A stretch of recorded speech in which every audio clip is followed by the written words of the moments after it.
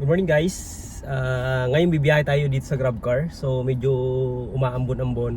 Time check nga pala is 6:40 na ng umaga. Andito tayo ngayon sa garahe. Papunta tayo ngayon ng gasoline station muna. Papagas muna tayo. Medyo late na tayo ngayon. Usually mga 5:30 tayo umaalis. Pero ngayon nga medyo na late tayo ng gising. So kung mapapansin nyo, hindi maganda yung boses ko ngayon dahil sinisipon tayo. So update ko kayo mamaya kung magkano tayo and anong oras tayo makakauwi. So pagas muna ako. Pagas muna tayo dito. So andito tayo ngayon sa Caltex. Pagas muna tayo. Usually sa Caltex ako nagpapagas dahil nga napapansin ko kahit mahal sila, medyo matagal naman maubos yung gas ko. Unlike dun sa ibang gasoline station na parang ang bilis-bilis lang, naubos agad yung gas natin. So kaya lagi na hinanap ko yung Caltex kasi medyo matagal. Okay lang kahit mahal, medyo tumatagal naman yung gas natin. Hi guys, pinasukan tayo agad ng booking. Kakabukas lang natin. Dito lang malapit, less than 1 kilometer yung pick up. Papunta lang siya ng Paco dito sa may Manila. So ang fare is 85 pesos lang, so mura lang siya. So papunta na tayo dun sa pick up location ni passenger. Actually 5 minutes nakalagay dito sa Waze natin pick up. Kaya mababa lang yung yung fare, 85 pesos. Pero okay na yan dahil naghahabol tayo ng incentives ngayon.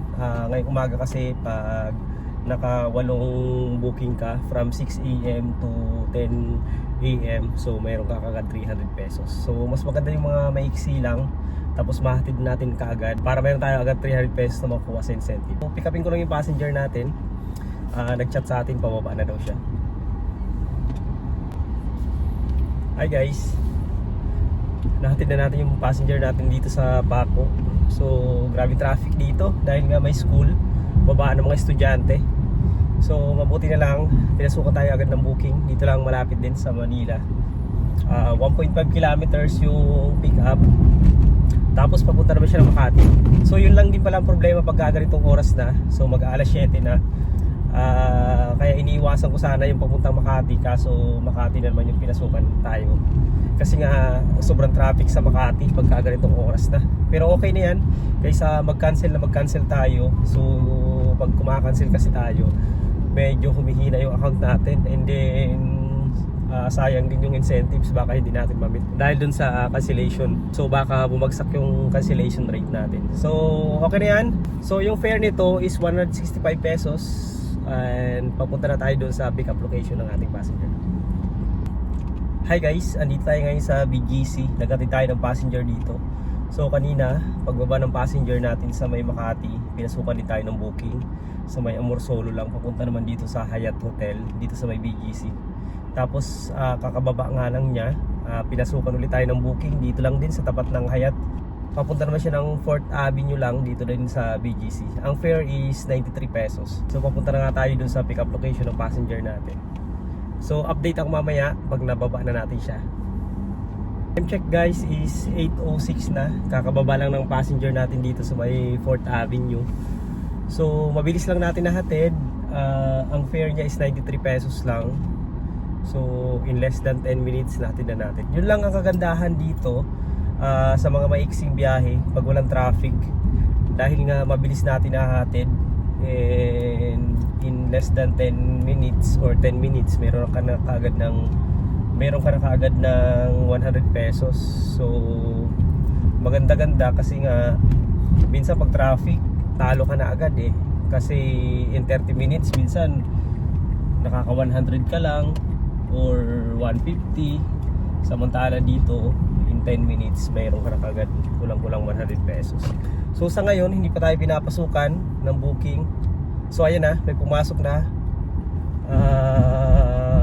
dito lang din sa 28th Avenue. So malapit lang dito. So papunta na ako. Pinasukan tayo kaagad habang nag-vlog tayo. So sa kabilang kanto lang ang fare nito is 200 plus. Bali dalawang stop to So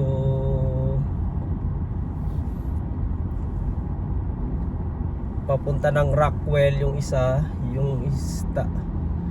so bali 2 stop siya, papuntang Rockwell tapos pabalik dito ng BGC.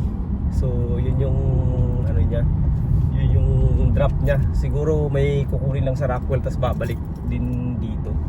So papunta na ako, andito na ako sa may gate nila. So update ako mamaya. Hi guys, bali nahatid na natin yung passenger natin dito sa BGC ulit. Bali 2 stop siya from BGC papuntang Rockwell, and then Rockwell balik ulit dito sa BGC. So ang fare is 250 plus lang. So actually bali talo yung biyahe na yon kasi nasa 40 minutes mahigit natin bago na hatid yung ating passenger na balik dito sa BGC. So medyo talo yon, pero okay na yan dahil hindi naman talaga lagi dito panalo sa Grab. May mga booking talaga na talo, depende kasi yan sa traffic. So ang target kasi natin within at least sana yung pinaka maganda within 30 minutes mayroon tayong 250, pero ito umabot na ng 40 mahigit. Pero okay lang kasi minsan pag dalawang pick up din kasi pagka ganun, nagko-consume din kasi yung pick up time. So mas maganda na yung isang pick upan na lang tapos drop and then balik ulit. Hindi rin nagko-consume ng oras kasi yung pick up time 10 minutes, 5 minutes, so nagko-consume din siya ng oras natin. So andito tayo ngayon sa BGC, ikot-ikot tayo, wala pang booking ulit. Time check is 9 o'clock na ng umaga.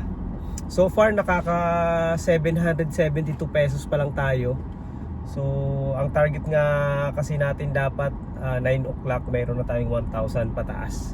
Pero ngayon short tayo ng mga kunti lang naman, mga 230. Pero meron din pala akong natanggap na tip na 30 pesos. So mga more or less nasa 800 na yung kinita natin ngayong araw na to. Pero ikot pa tayo. Sana ngayong bago mag alas 2 ng hapon maka 3,000 tayo bago tayo umuwi ng bahay and magpahinga. Kung gusto natin bumiyahe ulit mamaya, bibiyahe tayo naman sa gabi. So update ako ulit mamaya. Hi guys, andito tayo sa McKinley. Nagbaba tayo ng passenger dito, dito sa may malapit sa Venice. So binigyan tayo ng tip na 70 pesos. So far meron na tayong tip na nasa 100 pesos. Papunta siya ng embassy. So hindi na niya kinuha yung soft drink, binigay na sa atin. So maganda-ganda, pero so far meron tayong 100 pesos tip. Sana makadami tayo ngayon. So pinasukan tayo ulit dito ngayon. Kakapasok na ng booking, malapit lang. Papunta siya ng Bureau of Immigration. Ang fare is 372. So puntahan ko lang 680 meters, 3 minutes na biyahe papunta sa pick up location. So update ako mamaya pag nahatid natin to sa Bureau of Immigration. Hello guys, nahatid na natin yung passenger natin sa Intramuros. So ang fare is 372, pero medyo matagal natin sila nahatid, umabot ng 1 oras. Tapos bumalik pa tayo dahil may nakalimutan sila. Nag-consume pa tayo ng another 10 minutes. Ang maganda lang, nagbigay naman ng tip sila sir, nagbigay ng 100 pesos tip.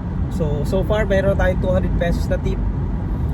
And then nagpatay muna ako ng app dahil nagugutom tayo, hanap muna tayo makainan. So may alam pa kasi akong malapit sa Robinsons Ermita na kainan, kaya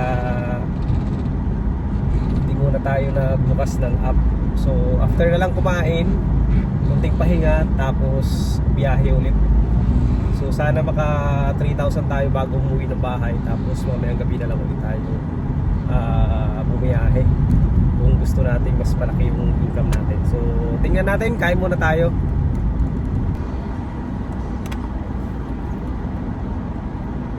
Now guys, kakatapos na natin kumain. Actually nakaidlip-idlip pa tayo ng mga 20 minutes. Tapos biyahe na ulit tayo ngayon. So actually mayroon nang pumasok na booking papuntang Robinsons, Manila. Sobrang lapit lang, 65 pesos, and then kakadrop na lang natin ng passenger natin. Tapos may pumasok naman na booking papuntang Intramuros, from dito sa Robinsons din yung pick up, malapit dito yung McDo sa may Robinsons malapit. So papunta na ako, umikot na ako kasi nga nakalagpas na ako dun sa location ni passenger, saka pumasok yung booking. So nakalagpas na tayo, kaya kailangan natin umikot. So papunta na nga ako ngayon. Update ko kayo ulit mamaya pag baba ng passenger. Hi guys. So andito tayo ngayon sa Intramuros, Manila. So walang pumapasok na booking, kakababa lang ng passenger natin. So gagawin natin, babalik tayo ng Robinsons Ermita. Dahil nga mahirap naman pag nakatambay lang tayo dito tapos walang pumapasok na booking. Usually naman talaga pag mga ganitong oras, mga 12 o'clock, wala masyadong booking. So kaya ang ginagawa natin, yun nga, kumakain tayo or nagpapahinga. Pero ngayon nga kasi andito naman tayo sa medyo malayo-layo, hindi tayo makauwi ng bahay. So ang gagawin natin, punta tayo dun sa tingin natin medyo marami-rami ng booking. So sana meron tayong makuha dun sa Robinsons Ermita. So far nakaka 1,400 pesos pa lang tayo, and meron din tayong nakuhang tip na nasa 200 pesos na rin. So overall nasa 1,600 pesos yung income natin. So maliit pa siya.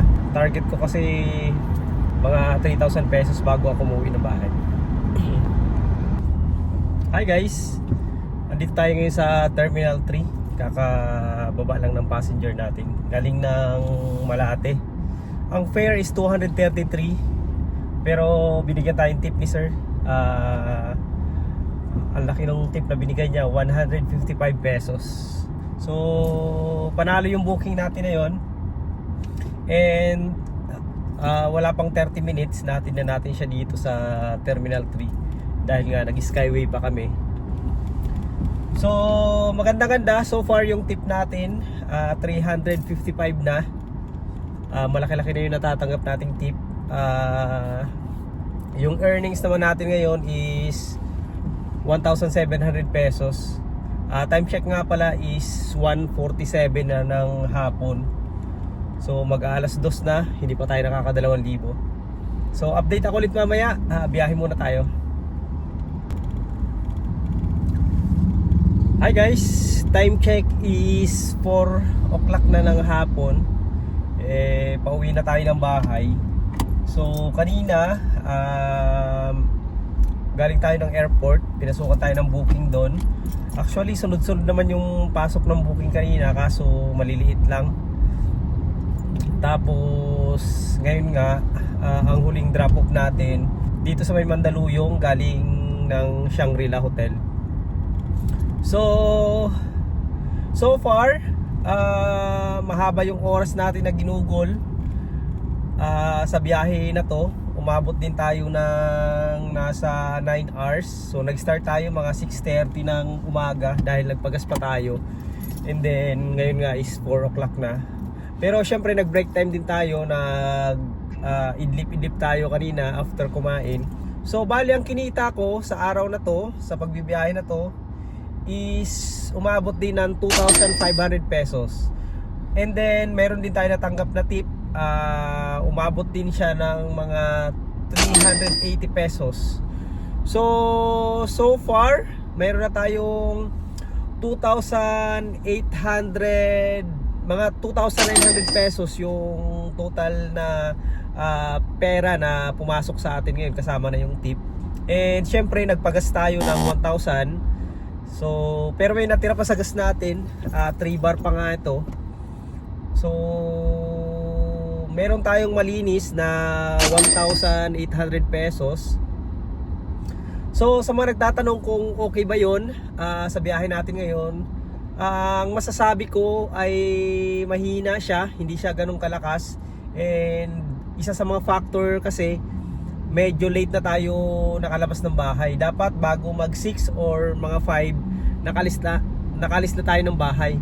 Kasi minsan pag mga 5 AM ako umalis ng bahay hanggang alas 2 ng hapon, kumikita na ako niya ng 3,000 pesos. Pero ngayon, inabot tayo ng 4 o'clock, 2,500 lang. Mabuti na nga lang, maraming tip na natanggap tayo ngayong araw na to. So, okay lang yan. Mayroon pang mamayang gabi. So, kung maisipan natin bumiyahe mamayang gabi, bibiyahe pa tayo kahit maka 1,000 tayo. So, kung pag maka 1,000 pa tayo mamaya, mga 2.5 hours lang. So, posibleng kikita pa tayo ng up to 4,000 pesos. Pero syempre, tapusin ko na yung vlog na to dito and bibigyan ko na kayo ng idea para alam nyo na hindi naman lagi araw-araw na malakas or maganda yung biyahe. So depende yan pag natapat ka talaga na ma-traffic and then dun sa mga binibigay sa yung booking ni Grab. Kanina kasi sobrang maliliit lang yung binibigay sa atin na booking, mga 66 pesos, 75. So marami, nakadami tayo ng mga ganong booking kaya maliit yung kinita natin sa araw na to. So okay lang yan, bawi tayo sa mga susunod na araw. May bukas pa naman. Ang importante, maganda yung kalusugan natin and maayos yung kondisyon ng sasakyan natin. So bukas agahan na lang natin and kung sipagin pa tayo mamaya, biyahe din tayo mamayang gabi. So yun lang, maraming salamat. Nga pala sa mga hindi pa nakasubscribe, please subscribe sa YouTube channel natin and i-click mo na yung notification bell para updated ka sa mga videos na ginagawa natin. Nga pala guys, gagawin ko ng regular na mag-upload and araw-araw siguro kung makakapag-video tayo gagawin natin. So sana magawa natin na araw-araw and tingnan na lang natin. So sana subaybayan yung mga videos natin para malaman nyo yung kung ano na ba yung nangyayari dito sa Grab platform. Maraming salamat guys. Again, ito si Butter Dasban, ang inyong Grab car driver.